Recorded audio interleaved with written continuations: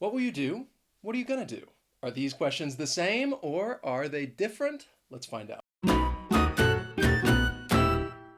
Hey everyone, my name is Wes. This is Interactive English. The channel is all about trying to help you improve your English fluency. And today I want to talk to you about the differences between will and going to. We use will and going to talk about the future. This is very common. We use them in everyday conversation. And the first thing that I want to tell you about will and going to is that you cannot always use them interchangeably. You cannot always use either one when talking about things in the future. It really depends on what you're talking about and the situation. But if you do use the wrong one, I think people will still understand what you're saying. It just may sound a little awkward. So I want to start out with how will and going to are similar and how you may use them interchangeably. And the first way that you can do this is when you're talking about no prior plan. Let's say that you ask me about my plan tomorrow. I could say, yeah, I'll probably stay home tomorrow. Notice two things. First, I contract will and say, I'll probably stay home tomorrow. This is very common in spoken English. And the next thing is that I'm using probably just to show you that there is no prior plan. And I could also use going to and say the same thing. And I'd say, well, I'm probably going to stay home tomorrow. And in this case, I want you to notice that I'm reducing going to and saying gonna, which is also very common in spoken English. And I'm going to use that a lot throughout this lesson. I just said it again right there. So just listen for that. You can also use will or going to when making predictions. Let's say you're talking about the weather and you ask, what's the weather going to be like tomorrow? And I say, well, I think it'll rain. Again, I'm contracting will, it'll rain. And I'm using I think just to show you that, yes, this is a prediction. And I could also use going to. Sure as I think it's gonna rain later. It's gonna rain! That's great. The videos did the work for me. Here are the two sentences, and in both of those videos, they also reduced going to with gonna. So when you're making predictions, you can use either will or going to. And I will come back to this a little bit later on when talking about the differences and go into a little more detail. But before I teach you the differences between will and going to, I want to tell you about the sponsor of today's lesson, which is Lingoda. And as I talk to you about this, I'm going to use will and going to a lot, so just listen for it. So Lingoda is getting ready to start another language sprint, which is great news for all of you who would truly like to improve your English. And right now, I want to talk to you about how signing up for the language sprint will help you achieve your fluency goals. So the very first thing I want to tell you about the language sprint, and this is a great motivator, is that if you attend all of your classes, you can get up to 100% cash back. And there are really several reasons why I think that studying with Lingoda is going to help you. And the first one is that, well, these are small group classes, which means you will have plenty of opportunities to speak. Second, classes are available 24/7, which makes learning very convenient. And third, these classes are very affordable, as low as €10 per group class. I have even studied with Lingoda. That's me right there, taking some classes in Spanish, and I can tell you it was a great experience. I was able to gain more speaking confidence, build my vocabulary, as well as improve my pronunciation, which is something that I really needed. So let me give you some more information about the language sprint because there are two different options. You can take the super sprint, in which you will take 30 classes a month for 3 months. And if you attend all those classes, you can get 100% cash back. Or you can take the sprint, in which you will take 15 classes a month for 3 months. And if you attend all those classes, you can get 50% cash back. The sprint will begin on April 28th, and you can sign up until April 16th. But keep in mind, spaces are limited. And when you sign up, you will pay a €49 deposit and then pay for the classes in 3 monthly installments. And because joining the language sprint is going to change the way that you learn English, you can use the voucher code CHANGE51 to get a €10 discount off your deposit. Just click on the link in the description to learn more about the language sprint. Don't forget to use that voucher code CHANGE51 and sign up for some online classes so that you can reach your fluency goals. Now let's talk about about some of the differences between will and going to, and I want to teach you how they're commonly used. So we use will when we're talking about a quick and immediate decision, and we use going to when talking about a decision that has already been made, like a prior plan.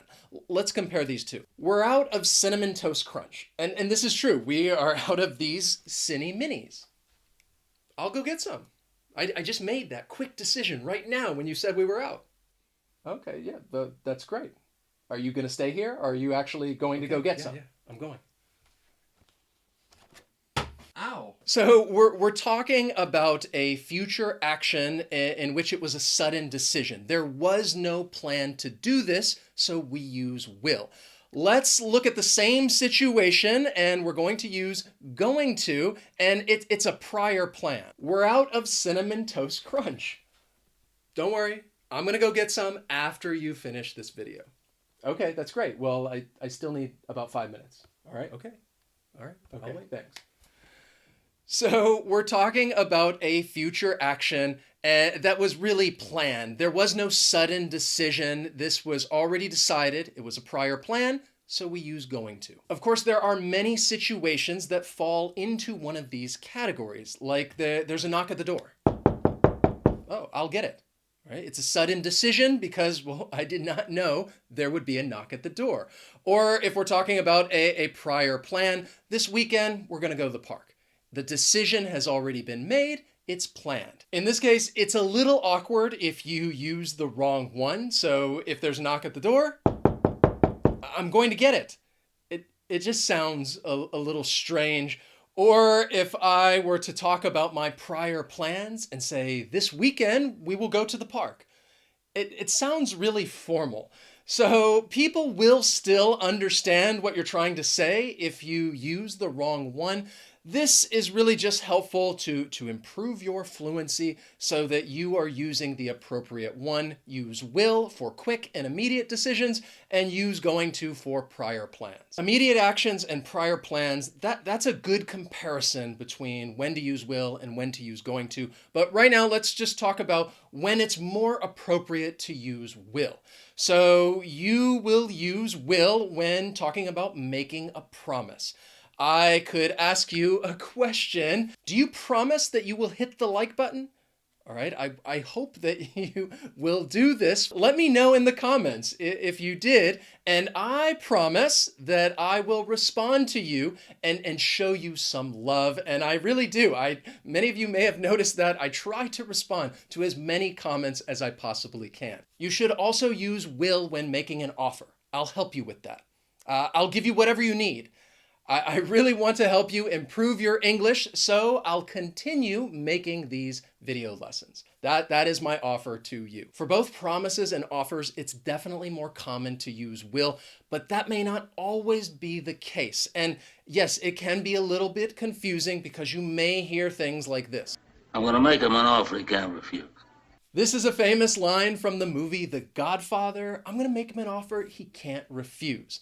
And he uses going to when referring to the offer. This is actually a prior plan. I'm going to make him an offer. It's not the actual offer because when you actually make the offer, that's when you use will. You should also use will when you're making a threat. And I really hope this is not something that you will have to do. But if you're making a threat, use will. And a very, I think, popular phrase, which I think you would often hear in cartoons, somebody's very upset and they say, "You'll pay for this." Ornery fur-bearing rebel! You'll pay for this! You're one of King Martin's guards.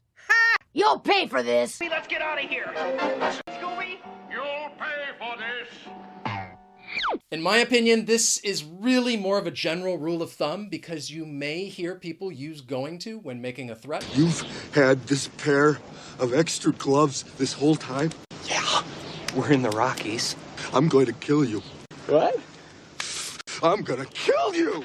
Most of the time, when making a threat, people will use will. And I think it makes sense because if you're upset and you threaten somebody, typically it is a sudden and quick decision. And that's why, yes, use will if you're making a threat. If you refuse to do something, you should use will. And it's often contracted with not. You will not do something, you won't do something in the future. I won't do it. He won't leave. They won't help us. It's very common in spoken English to use that contraction won't. I won't tell. He won't tell us. They won't fight for you. I won't help you, and we're done. You should use will when talking about facts. Tomorrow the sun will rise. I will wake up and clap my hands and say, today is going to be a beautiful day. Actually, that first part, that is the fact. The next part is more fantasy about me waking up and clapping my hands. I am not a morning person. And now let's talk about when you should use going to. You should use going to when there are signs or evidence that something will likely happen, especially in the near future. So let's say that you eat some food that just is really bad. You might say, I'm going to be sick.